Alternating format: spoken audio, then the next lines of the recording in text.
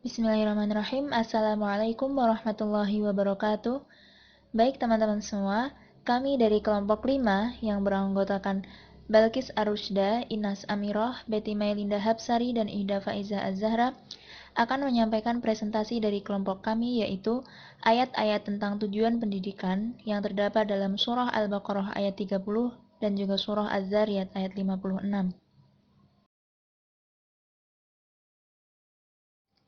Baik, sebelum kami melanjutkan, kami akan mengutip sebuah perkataan dari Sufyan bin Uyainah. Beliau adalah seorang imam Sunni dan ahli hadis dari tanah Makkah.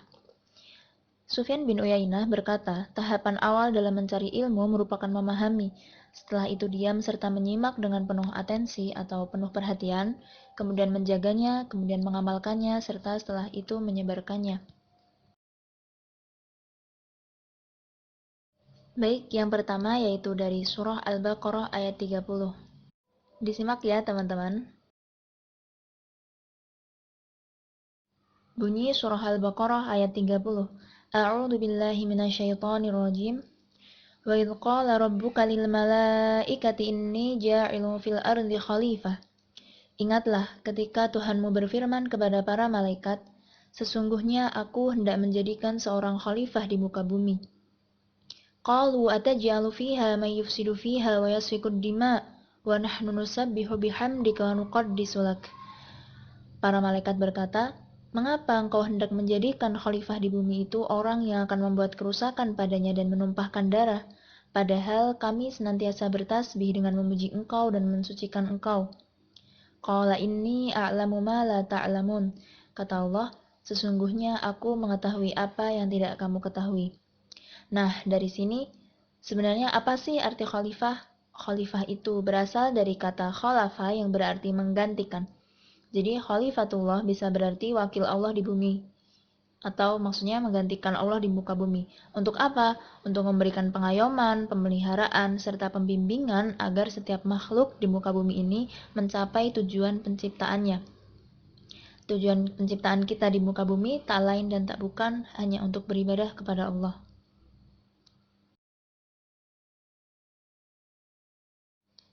Baik, yang pertama dari tafsir Al-Misbah.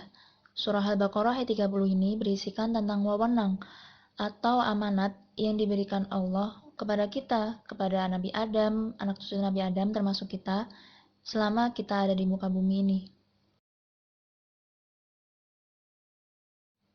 Kemudian yang kedua, menurut tafsir Al-Maroghi berpendapat bahwa khalifah ini berarti mengganti Allah untuk melaksanakan perintah-perintahnya, untuk melaksanakan tugas-tugasnya, seperti mengelola alam semesta untuk kesejahteraan umat manusia, menyebarkan rahmat Allah, menegakkan kebenaran, membasmi kebatilan, menegakkan keadilan, dan tugas ini berlaku secara harmonis antara manusia dan juga alam.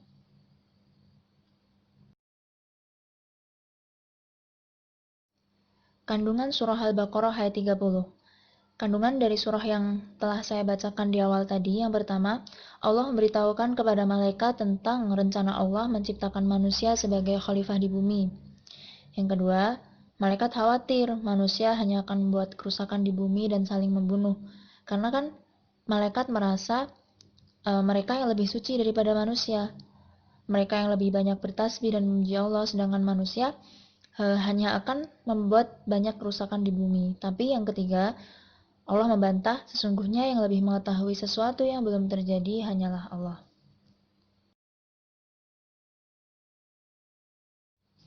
Aspek tarbawi dari Quran Surah Al-Baqarah ayat 30 ini yang pertama, hendaknya manusia mengetahui awal penciptaannya dan tujuan mengapa dia diciptakan. Yang kedua, manusia juga harus mengerti tugasnya sebagai khalifah di muka bumi ini. Yang ketiga, hendaknya kita bertanya apa yang enggak kita ketahui, seperti halnya malaikat tadi yang menanyakan kepada Allah. Selanjutnya yang terakhir, hendaknya kita bertawakal kepada Allah Subhanahu wa taala. Kita manusia diciptakan memiliki nafsu, tapi kita juga diberikan bekal akal untuk bisa membedakan mana yang baik dan juga mana yang buruk.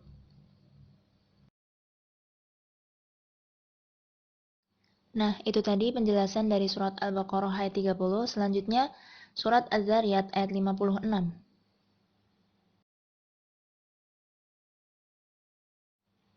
Bunyi surat Az-Zariyat ayat 56. A'udzu billahi minasyaitonir rajim. Wa ma khalaqtul jinna wal insa, dan aku tidak menciptakan jin dan manusia illa liya'budun, melainkan supaya mereka beribadah kepadaku. Nah, di sini udah jelas banget ya teman-teman, berarti tugas kita selama di muka bumi ini adalah untuk benar-benar beribadah mukhlishan lillah, ikhlas beribadah kepada Allah.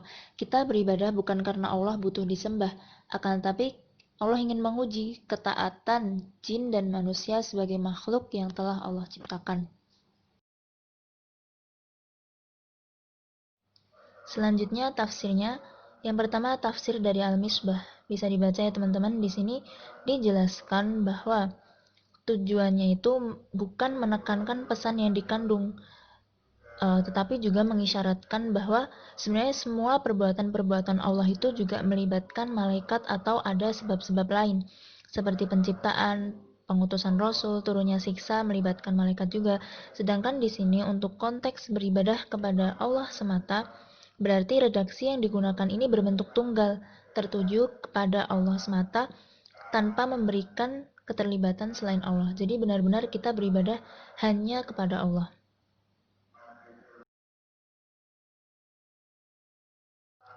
Kemudian yang kedua dari tafsir Al-Marawi, di sini juga dinyatakan sama, penciptaan jin dan manusia hanya untuk beribadah. Seperti juga yang dinyatakan dalam hadis qudsi, aku adalah simpanan yang tersembunyi, lalu aku menghendaki supaya dikenal, maka aku menciptakan makhluk. Maka oleh karena akulah mereka mengenal aku. Itu salah ya teman-teman, maaf. Jadi maksud dari hadis qudsi ini, Allah itu menciptakan makhluk untuk memperkenalkan Allah kepada makhluk. Jadi hingga pada akhirnya semua makhluk akan mengenal Allah, seperti itu.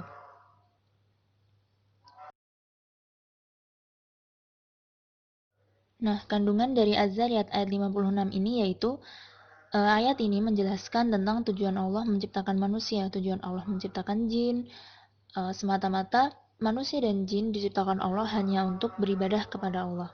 Berdasarkan ayat ini juga dapat disimpulkan bahwa kita harus memperbanyak ibadah kita sebagai wujud syukur kita, sebagai bentuk keimanan kita, karena Allah menguji seberapa besar keimanan kita, dan nanti pun di akhir kita akan dimintai pertanggungjawaban atas semua yang telah kita lakukan selama di dunia. Kemudian, aspek tarbawi dari Quran Surat Az-Zariyat ayat 56 ini, yang pertama, Allah menciptakan manusia dengan tugas pokok yaitu beribadah kepada Allah. Ibadah ini sebagai wujud penghambaan kita kepada Allah.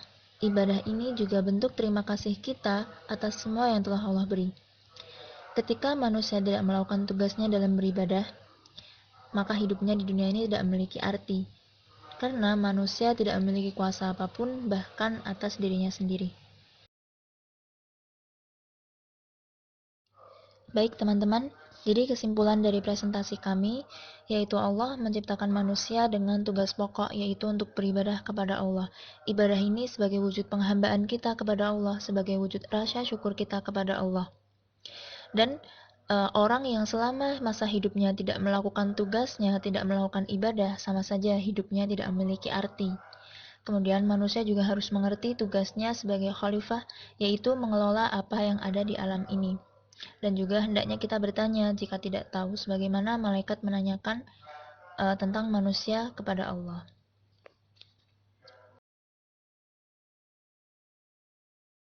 Alhamdulillahirrahmanirrahim. Telah selesai presentasi yang kelompok kami sampaikan. Jika ada yang ingin tanyakan, silahkan bertanya. Kami minta maaf atas kesalahan yang datang dari kami. Jika ada kebaikan, itu datang dari Allah.